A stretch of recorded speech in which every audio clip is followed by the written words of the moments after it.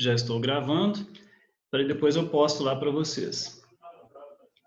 A aula de ontem eu já postei, de CAD? Não, ainda não, né? Vou postar as duas, tá? No fim de semana até segunda estão as duas lá para vocês. Pessoal, vocês têm alguma dúvida, alguma coisa que vocês queiram perguntar antes da gente começar a aula?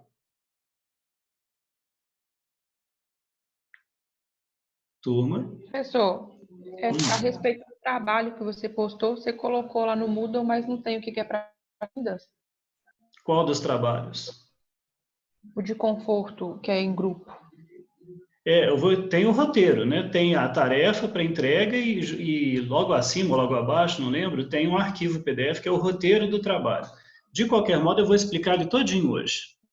Ah, tudo bem. Okay? Além disso, eu postei também a segunda atividade Moodle, né? Que tem um arquivo dentro dela com uma matéria de jornal sobre um problema de acústica que deu no TSE, lá em Brasília. Né? E aí é para ler a matéria e propor o que você faria, no caso, lá para resolver o problema. Então, por favor, vejam lá essas tarefas, já estão criadas a tarefa do trabalho em grupo e a tarefa do ADFC, do segundo ADFC, que é individual. Essas, quem quiser adiantar, já pode até ir fazendo. Ok? As entregas já estão abertas. Ok, turma? Ok. Joia. Então, isso, inclusive, o trabalho em grupo, que é um pouquinho mais complexo do que a DFC, eu coloquei na nossa aula de hoje, para a gente já explicar. Vamos lá para a nossa aula, então? Sim. Joia. Cadê o negócio de screen share? Está aqui. Vou compartilhar a tela para a gente poder começar. Pronto. Já estão vendo a minha tela? Sim. Joia. Então, essa aula de hoje já está também lá no Moodle para vocês em forma de PDF. Hoje eu coloquei um monte de coisa. Ok? E é muito importante vocês terem a aula da semana passada e a aula de hoje, porque elas servem como embasamento para fazer esse trabalho de pesquisa em grupo. Vocês viram que semana passada eu falei de alguns ambientes de alto desempenho, peguei 3 projetos como exemplo e dei uma destrinchada, uma explicada em cada projeto. Né? Bem rapidinho. Né? Hoje a gente vai falar de alguns aspectos do projeto arquitetônico que influenciam nesse desempenho arquitetônico. E é mais ou menos o que eu quero que vocês façam no trabalho em grupo, que eu vou explicar no final da aula. Ok? Vamos passar então. Bom, aqui está o nosso cronograma, a gente está seguindo, né? Hoje a aula de influência do projeto arquitetônico. Depois a gente vai ter mais 2 aulas teóricas, né? De boas práticas e de más práticas. Né? Se der tempo, já na semana que vem eu já falo do segundo exercício prático, na pior das hipóteses, na outra semana. Né? Depois disso, a gente vai ter ainda aula para tirar dúvidas, coisa e tal, para chegar finalmente na nossa tarefa de avaliação. Vai ser semelhante à outra lá, com algumas questões. Hoje vamos falar da influência do projeto arquitetônico. Os aspectos do projeto arquitetônico que influenciam mais no desempenho acústico de uma edificação, a gente já falou na primeira etapa. O que nós vamos fazer agora é enfatizar um pouco mais, ver alguns exemplos num projeto ou outro, para ficar mais claro, porque esses aspectos que estão aí, ó, implantação, setorização, paisagismo, volumetria, sistemas construtivos e acabamentos, são os principais aspectos que vocês vão analisar nos projetos que vocês vão escolher no trabalho de pesquisa, que eu vou explicar daqui a pouco. Cada grupo vai sair com um tema, aí dentro desse tema vai escolher um projeto, né, que ele acha interessante e vai analisar o projeto em termos de conforto acústico, em cima desses aspectos aí. Tá claro, turma?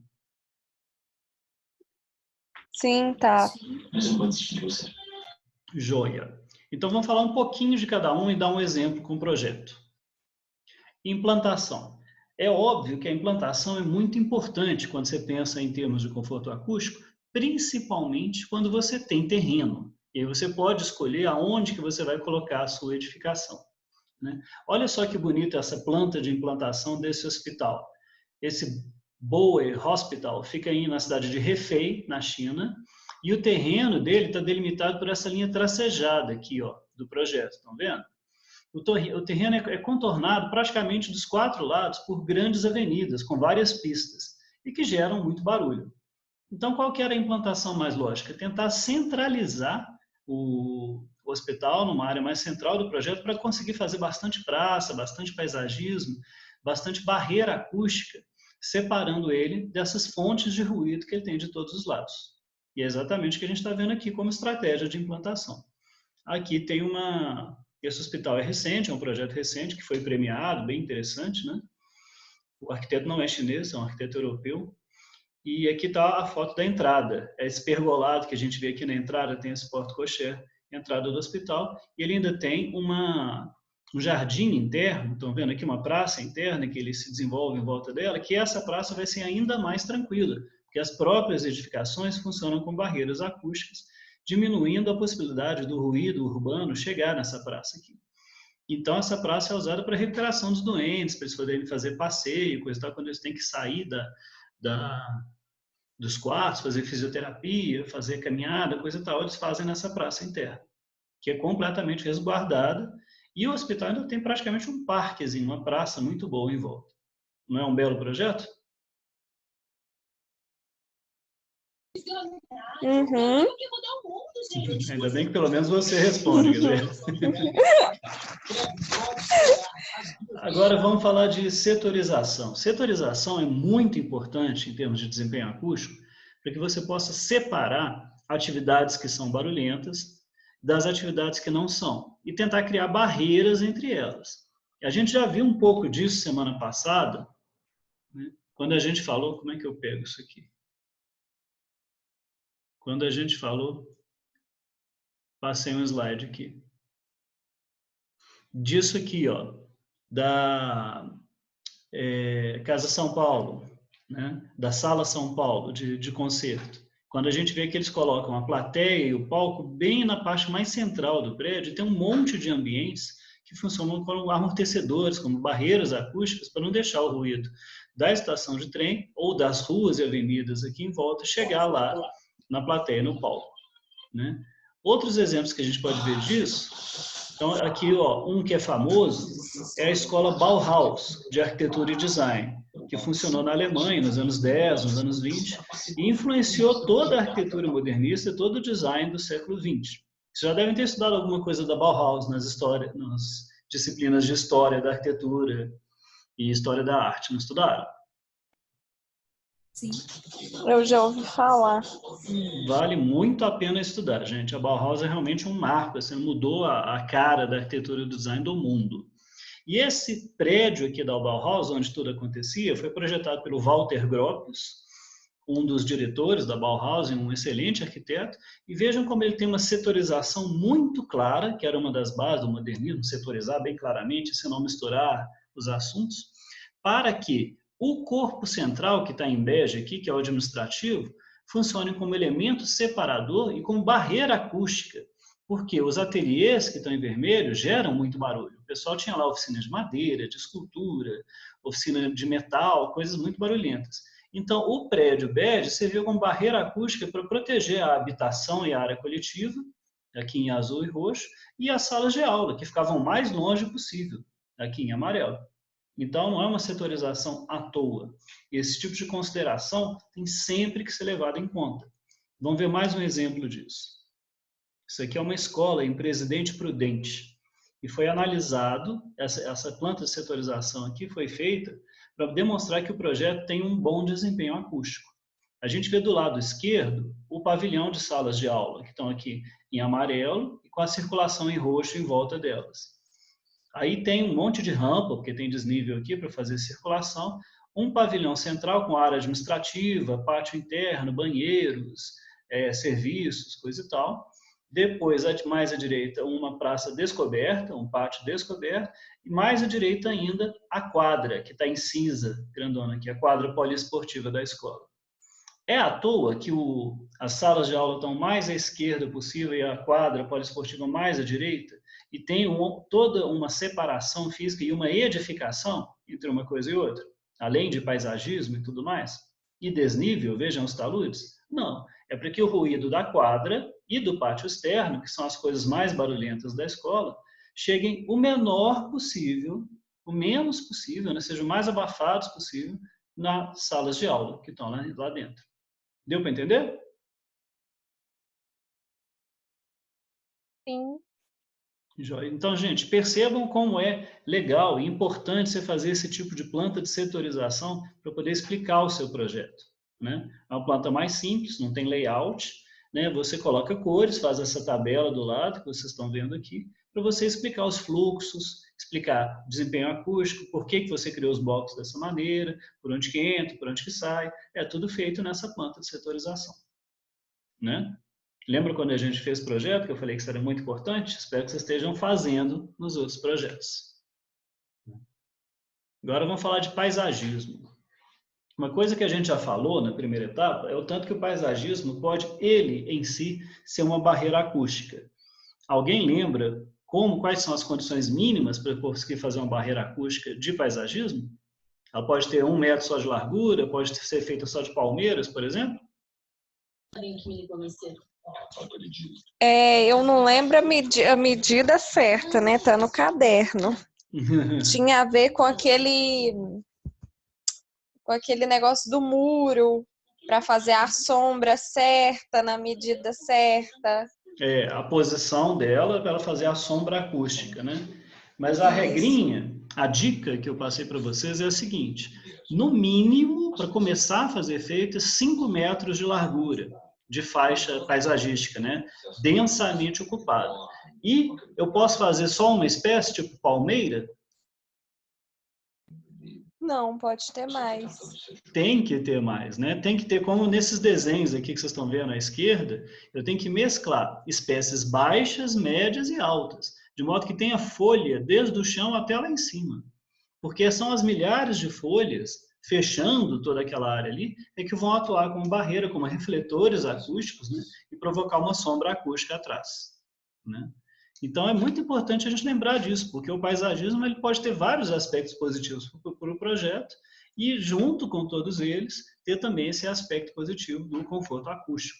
Essa foto aqui que eu coloquei à direita é um outro hospital em Denver, né, que também tem avenidas muito barulhentas, tanto à direita quanto à esquerda.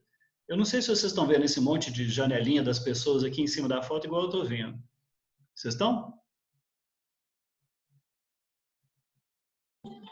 Do desenho ou da foto? Da foto. Tá tampando a foto? Como é que você tá? Não, não tá não, mas eu não tô conseguindo ver não.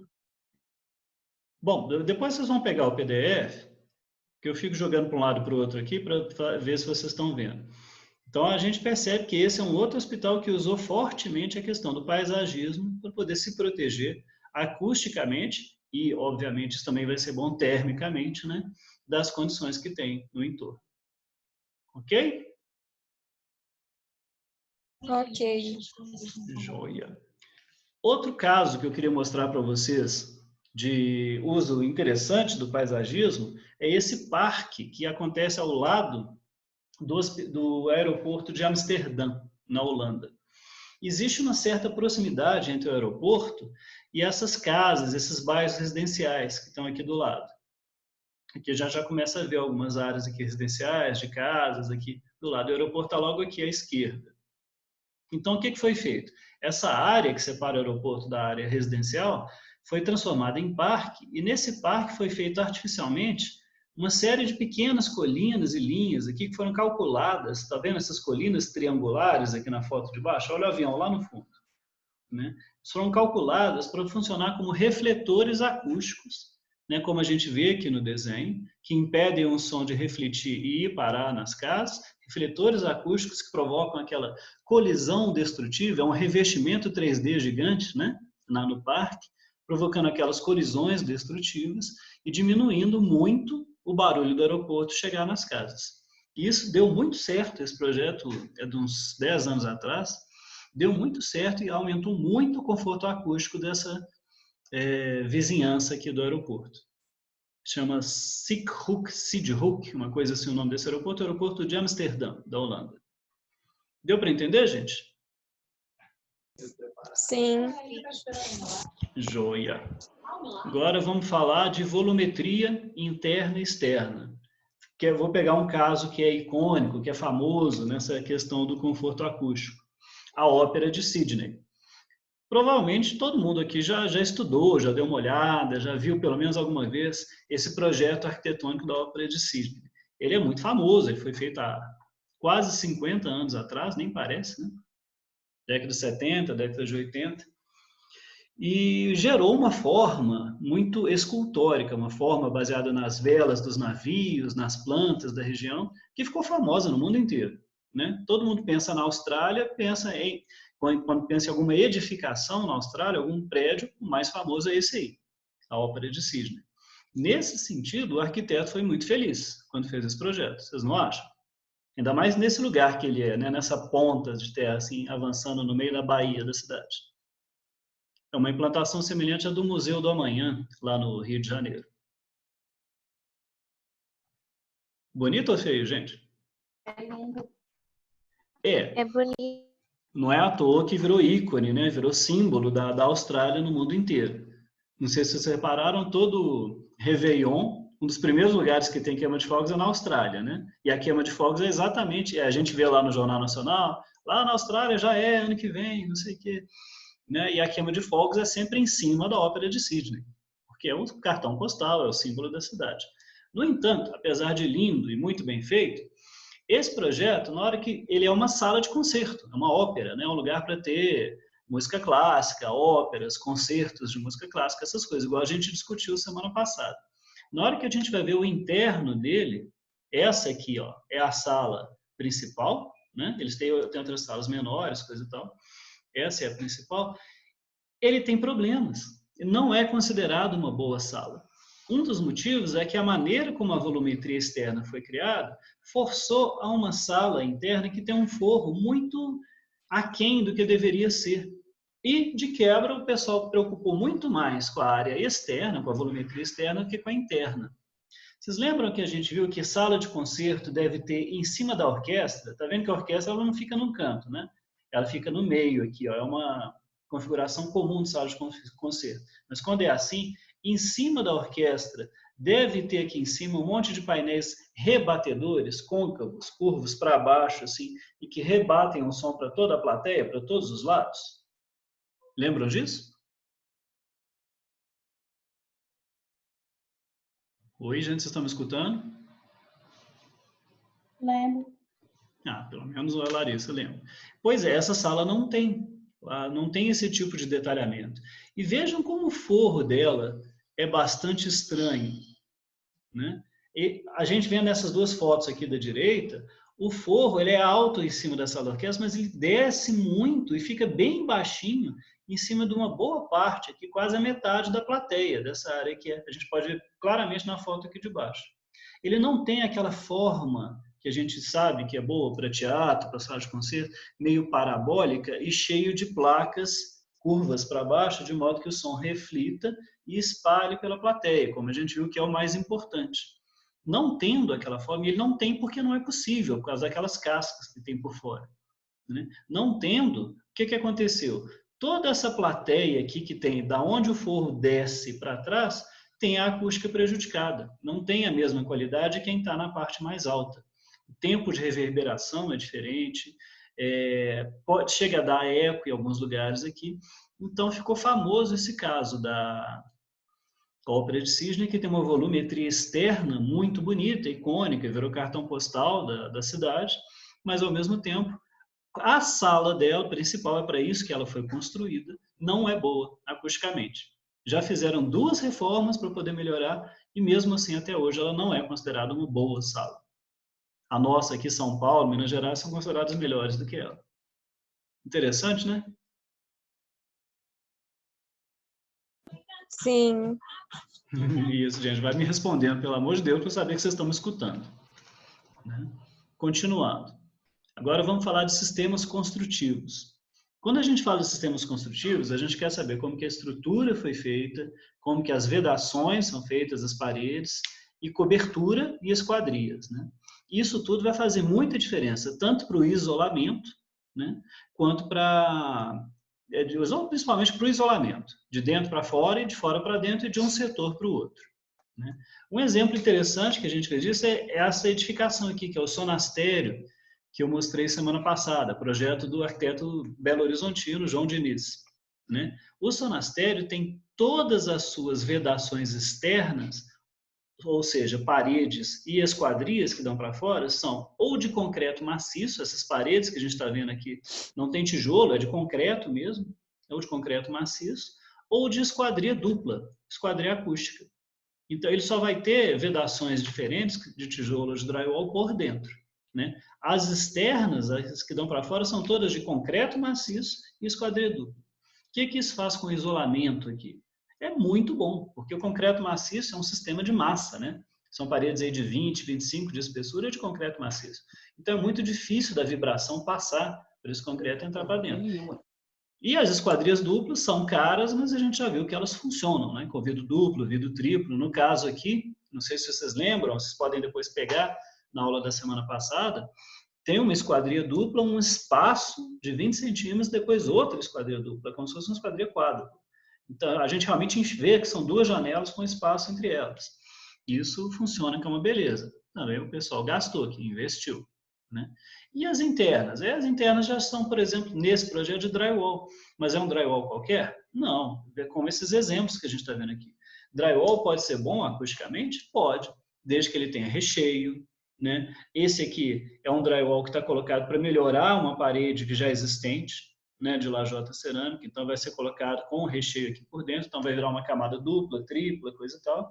Nessa última foto aqui a gente está vendo uma coisa animal. A pessoa fez uma parede de tijolo furado, depois fez uma parede de drywall, depois fez outra parede. Está criando uma câmara de ar de drywall por dentro, dentro de uma parede dupla, né? Então, quanto mais camadas tiver, mais isolamento a gente vai conseguir, né? Então, quando a gente analisa um projeto, a gente tem que olhar as vedações externas, vão nos dar o nível de isolamento que ele tem, de dentro para fora ou de fora para dentro.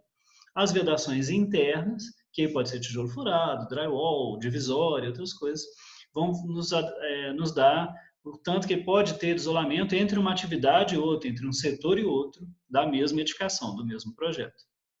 E ainda falando de vedações, eu queria mostrar para vocês um outro sistema construtivo que talvez vocês não conheçam, que se chama concreto laminar. Vocês já ouviram falar em concreto laminar? Não.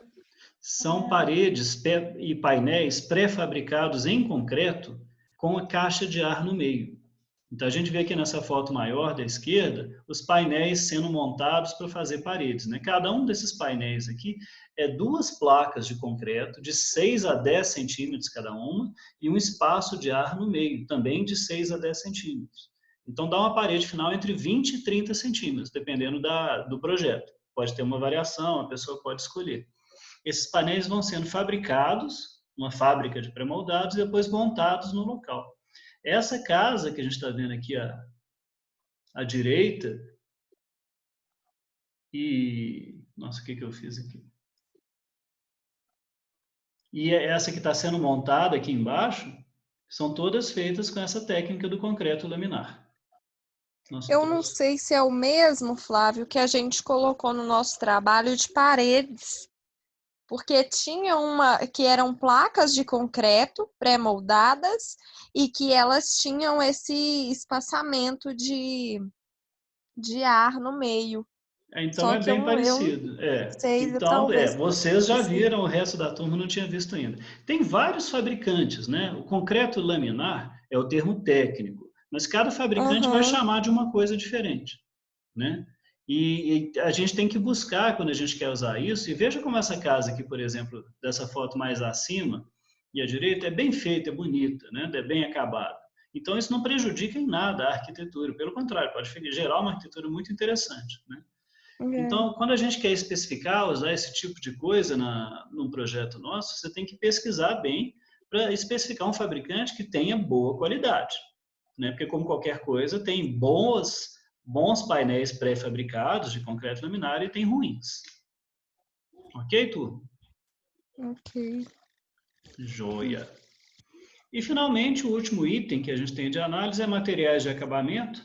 Esse eu coloquei só uma série de fotos aqui de exemplo, que isso a gente já falou bastante na primeira etapa, né? Por exemplo, essa primeira à esquerda aqui é um revestimento de parede de madeira com volume, né? Cada um é de uma altura diferente, de uma textura diferente. Tem N tipos de revestimento 3D que a gente pode aplicar nas paredes, sempre vão ser bons refletores, e se ainda for poroso, como a madeira, vai ser melhor ainda, vai ser a reflexão caótica junto com um pouco de absorção. Pisos em carpete, nessa aqui é a segunda, painéis em tecido para parede, para forro, como aqui na terceira, e forros movimentados. E esse aqui ainda é feito de placas minerais porosas, que está nessa última foto aqui mais à direita, são sempre muito interessantes acusticamente. Essa última foto aqui é de um estúdio de ensaio musical. Tem até aqui embaixo a gente vê uma guitarra, um teclado, uma mesa de som, coisa e tal. Então veja que além dela ter esse forro mineral poroso e todo movimentado, para fazer uma reflexão sonora caótica, ela tem lá na parede de fundo 3 armadilhas de graves, aquelas que a gente estudou, que são montadas sobre amortecedores, né, geralmente de borracha, e vão ajudar no desempenho acústico da sala. Então essa aqui ainda tem mais esse detalhe. Essa parte de acabamentos, eu acho que a gente já está dominando até um pouco mais, né? Já fizemos alguns exercícios de reverberação, e a gente sabe o tanto que eles influenciam, e a gente sabe que para a maioria das atividades não é botar nem tudo absorvente, nem tudo refletor, é buscar um equilíbrio entre as duas coisas. Correto, turma? Sim. Joia. E agora, por que a gente deu essa revisada nessa influência do projeto arquitetônico? Porque eu quero que vocês peguem esses conhecimentos para fazer o segundo trabalho de pesquisa em grupo, que eu já coloquei lá no Moodle o roteiro para vocês. Esse trabalho eu estou colocando com praticamente um mês de antecedência. Ele é para o dia 12 de junho. Como 12 de junho é dia dos namorados, sugiro que vocês terminem no dia 11 e já entreguem para ficar livre no dia 12. E é um dia que a gente não tem aula, porque é recesso. A gente vai ter aula na semana anterior, no dia 7, depois só na semana seguinte, no dia 7 não, dia 5, depois só na semana seguinte, no dia 19, que aliás é o dia da tarefa. Então vamos começar a fazer esse trabalho antes para a gente pegar essas aulas de hoje até a do dia 5 e tirar toda e qualquer dúvida que vocês tenham do trabalho. Esse roteiro que eu coloquei aqui resumido nos próximos 3 slides está completo para vocês em PDF lá no Moodle. Tá? Eu vou só dar uma explicada aqui geral para já ir tirando as dúvidas. Qual que é o trabalho de pesquisa em grupo? Análise do desempenho acústico de uma edificação. Que edificação? Cada grupo eu sorteei um tema. Hospitais, escolas, salas de concerto, teatros, que eu vou mostrar no próximo slide. Então eu peguei o grupo que fez... Oi. Como que vai ser feita essa sorteação? Ou um grupo vai escolher o seu? Como é que vai ser? Ih, tá acabando o tempo, deixa eu falar rápido. Já falou aqui dos 10 minutos, né? Eu escolhi os temas. Então, eu sorteei aqui e escolhi. Mas se algum grupo quiser trocar com o outro, vocês estão livres. Só tem que os grupos, como é que fala? Chegarem num acordo entre si. Como não tinha como fazer um sorteio de papelzinho, como eu geralmente faço na sala, eu mesmo fiz aqui no meu escritório os papeizinhos e sorteei os temas para os grupos. Ok? Vou mostrar no próximo slide. Aí você já vai entender. Okay. Deixa eu só explicar o que cada grupo vai fazer e depois vou mostrar os temas, ok? Então, cada grupo vai fazer o seguinte, vai escolher um projeto dentro do seu tema e fazer 3 coisas desse projeto. 1, a apresentação do projeto selecionado. Então, qual que é o autor, onde é que ele fica, descrição do entorno, descrição básica do projeto, explicação necessária de como ele é, como ele funciona, né? E ilustração disso, fotos, perspectivas, plantas, cortes, etc., para a gente conseguir visualizar o projeto. 2, análise do desempenho acústico do projeto, principalmente a partir desses aspectos que a gente acabou de ver, implantação, setorização, paisagismo. Aí é muito importante você selecionar dentro do projeto quais são os principais ambientes onde o conforto acústico é mais importante. Por exemplo, o grupo que saiu com o tema salas de concerto. Qual que são essas salas de ópera, música clássica, coisa e tal? Qual que é o ambiente mais importante? A sala de concerto em si, né? O resto é secundário. Então, a acústica dessa sala que é importante. O resto nem precisa analisar. Volumetria interna e externa, igual a gente analisou, sistemas construtivos e materiais de acabamento. E, por último, conclusões finais com propostas de melhorias. Então, na análise do projeto, o grupo vai encontrar alguma falha em algum lugar, alguma coisa que não está tão boa, poderia ser um pouquinho melhor. Então, na conclusão final, o grupo vai sugerir, em tal ambiente poderia mudar tal coisa, fazer tal coisa. Ok, gente? Pode sugerir com texto ou croquis, ou de preferência texto e croquis. Tá claro? Ok. Uhum. Joia. É um trabalho tranquilo, né? Depois que você pesquisou um bom projeto, analisar ele, acho que é bem tranquilo, usando esses conhecimentos que a gente adquiriu até agora. Né? Agora vamos aos temas. Eu fiz por tema anterior, né? Então eu peguei os números 1 a 6 dos temas anteriores e sorteei para os temas atuais. Aí ficou dessa maneira, foi sorteio mesmo. O grupo que saiu com pisos vai agora para salas de concerto. O que saiu com paredes, teatros. O que saiu com esquadrias, estúdios musicais. O que saiu com forros, escolas, coberturas, hospitais, mobiliário, edificações de uso misto. Vocês sabem o que é edificações de uso misto, né? Que mistura residencial com comercial, com institucional, qualquer coisa do tipo. E aí entra, gente, qualquer tipo de sala de concerto está valendo, qualquer tipo de teatro, qualquer tipo de estúdio musical, de escola, inclusive faculdade, né? Qualquer tipo de hospital, posto de saúde, clínica, tudo isso está valendo, e qualquer tipo de edificação de uso misto. Os temas estão claros? Sim. Então, cada grupo vai, dentro desse tema, escolher, selecionar um projeto para poder analisar.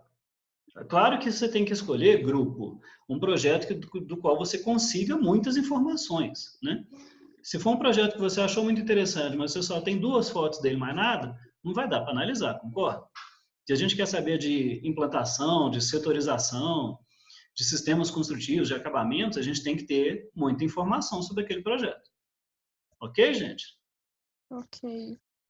E para fechar, que nosso tempo está acabando, né? 2 observações importantes. Vocês vão fazer, isso era para ter uma apresentação oral, não vai ter. Então vocês vão entregar apenas o trabalho escrito.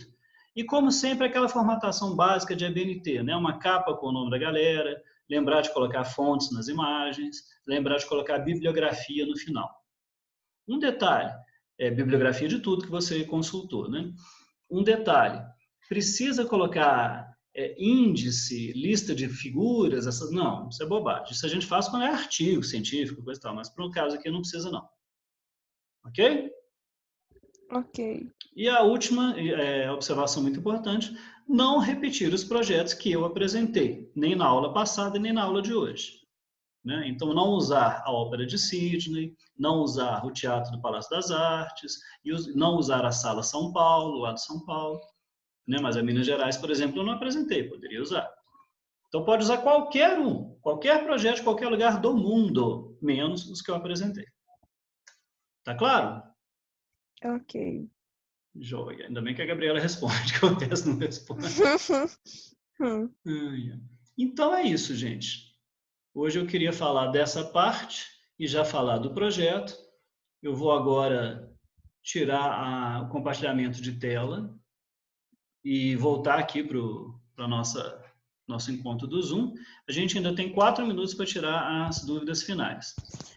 Último comentário, antes de vocês falarem. Também está lá no Zoom, que eu falei no começo, né? A segunda atividade Moodle, a ADFC. Está lá junto com uma matéria sobre um problema, uma matéria jornalística, sobre um problema de acústica que deu lá no plenário do Tribunal Superior Eleitoral, em Brasília. Isso foi em 2012. Então, tem a matéria, tem 2 ou 3 fotos na matéria, e lá na tarefa tem essa matéria dentro, é para vocês lerem a matéria e responderem a pergunta que está feita lá, que é bem simples. Ok? Essa ADFC é para o dia 29, né? Ainda tem 15 dias para fazer ela também. Ok, turma? Ok. Meninas, que os meninos não aparecem. Então, ainda temos 3 minutinhos. Dúvidas, comentários finais, alguma coisa?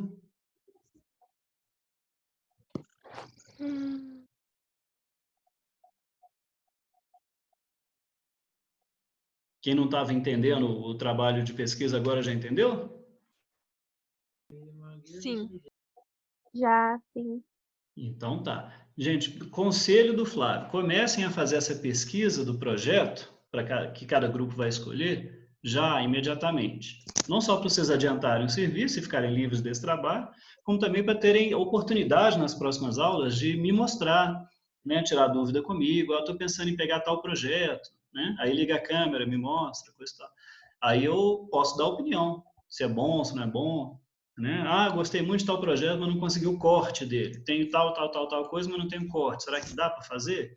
Aí você me mostra, eu olho e falo, dou dicas. Às vezes eu sei onde tem, posso falar, pesquisa em tal lugar que você vai achar mais informações. Você tem algum site, Flávio, para indicar onde a gente pode achar assim, Muitos projetos? sim, e mais completos? Geralmente o melhor site para isso é o ArcDaily. Você conhece o ArcDaily? Conheço. É muito bom. O Vitruvius também é mais científico um pouco, mas também é um site que tem muita coisa. Né? Tá. Além disso, revistas de arquitetura nacionais e internacionais, como a Projeto, como a Architectural Review Internacional, Architectural, né, Review, elas vão ter muitas matérias sobre projetos famosos. E aí você vai pesquisando pelo tema nesses lugares. Tá Né? bom. E também quando você ouve dizer que existe um projeto bom de fulano de tal, né? Só ouve dizer assim, mas só tem uma fotinha lá, mais nada, o que você faz? Você vai no site do cara, você pesquisa o nome do cara no Google, você vê quem já estudou aquele cara, vai fazendo essa pesquisa e você acaba achando. Mas a gente começa geralmente nos sites especializados e revistas especializadas. Ok. Não vai procurando em site de conforto acústico, não, que você não vai achar, tá, gente? A análise vai depender de vocês. Por isso que eu quero que vocês tirem dúvida comigo nas próximas aulas. Tem um mês, tem mais 4 aulas para tirar dúvida. Ok, turma? Ok. O que mais, gente? Temos 1 minuto, certinho. Últimas dúvidas?